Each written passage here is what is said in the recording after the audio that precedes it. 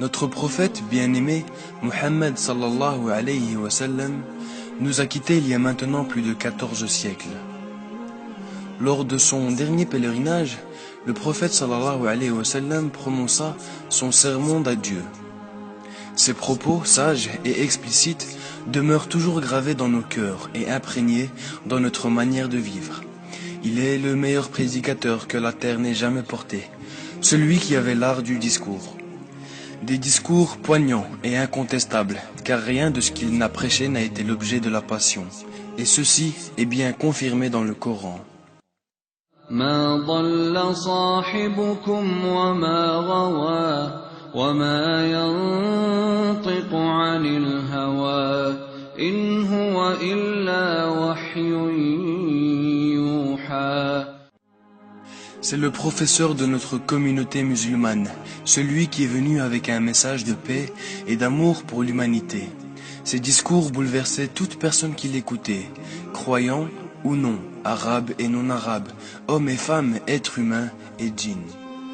Ces sermons avaient un impact tellement puissant sur les gens que certains non-croyants bouchaient leurs oreilles avec du coton pour éviter de l'écouter, de peur d'être conquis. Il n'est dès lors pas étonnant de comprendre comment son éloquence ait pu nous guider vers la croyance, nous sortir des ténèbres vers la lumière.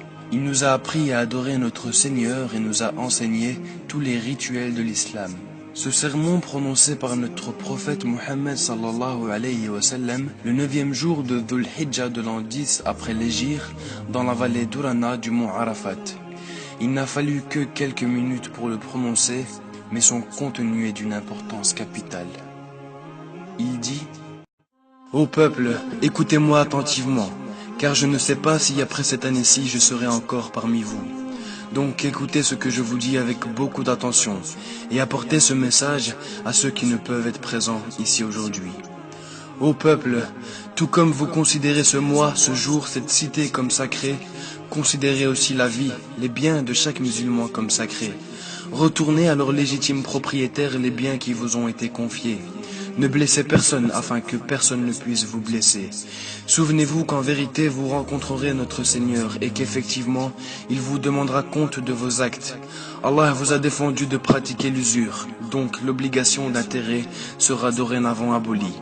Méfiez-vous de Satan pour le salut de votre religion. Il a perdu tout espoir de ne jamais pouvoir vous induire à commettre les grands péchés. Méfiez-vous donc à ne pas le suivre en ce qui concerne les petits péchés. Ô hommes, il est vrai que vous avez certains droits à l'égard de vos femmes, mais elles aussi ont des droits sur vous. Si elles se soumettent à vous, alors elles ont le droit d'être nourries et habillées convenablement. Traitez donc bien vos femmes et soyez gentils envers elles, car elles sont vos partenaires. Et il est de votre droit de vous assurer qu'elles choisissent leurs amis avec votre approbation, aussi bien que de ne jamais commettre l'adultère.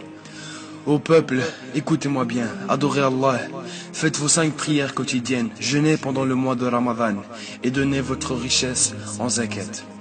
Accomplissez le pèlerinage si vous en avez les moyens. Vous savez que chaque musulman est le frère d'un autre musulman. Vous êtes tous égaux. Aucune personne n'est supérieure à une autre, excepté en piété et en bonne action. Souvenez-vous, un jour vous vous présenterez devant Allah et vous répondrez de vos actes. Donc prenez garde, ne vous écartez pas du droit chemin après ma mort. Ô peuple, aucun prophète ou apôtre ne viendra après moi, et aucune nouvelle foi ne naîtra. Raisonnez donc bien. Ô peuple, et comprenez bien les mots que je vous transmets. Je laisse derrière moi 2 choses, le Coran et mon exemple, la Sunna. Et si vous les suivez, vous ne vous égarerez jamais. Que tous ceux qui m'écoutent transmettent ce message à d'autres, et cela à d'autres encore, et que les derniers puissent le comprendre mieux que ceux qui m'écoutent directement. Sois témoin, ô Allah, que j'ai transmis ton message à mon peuple.